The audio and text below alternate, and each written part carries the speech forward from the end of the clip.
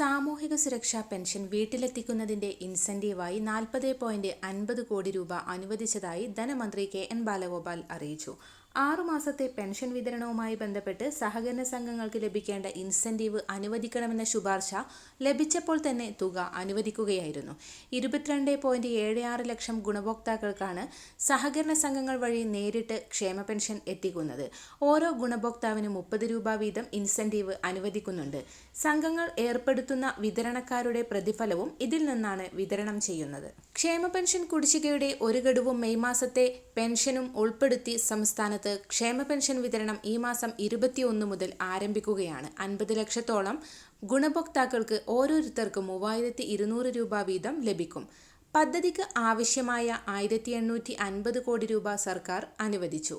നിലവിൽ എല്ലാ മാസവും സ്ഥിരമായി ക്ഷേമ പെൻഷൻ വിതരണം തുടരുകയാണ്.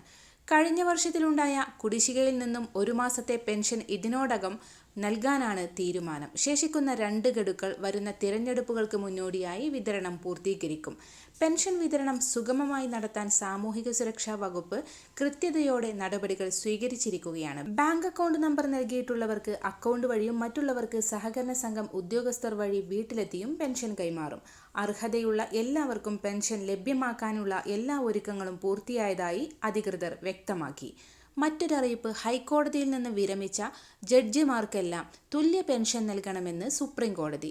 അഡീഷണൽ ജഡ്ജിമാർ ഉൾപ്പെടെ എല്ലാ ഹൈക്കോടതി ജഡ്ജിമാർക്കും പൂർണ്ണ പെൻഷനും വിരമിക്കൽ ആനുകൂല്യങ്ങളും ലഭ്യമാക്കണമെന്നാണ് കോടതി വിധി വന്നിട്ടുള്ളത്. വിരമിച്ച ഹൈക്കോടതി മുൻ ചീഫ് ജസ്റ്റിസുമാർക്ക് 15 ലക്ഷം രൂപയും ഹൈക്കോടതി ജഡ്ജിമാർക്ക് 13.5 ലക്ഷം രൂപയും വാർഷിക പെൻഷൻ നൽകണമെന്ന് സുപ്രീം കോടതി കേന്ദ്രത്തോട് ആവശ്യപ്പെട്ടു.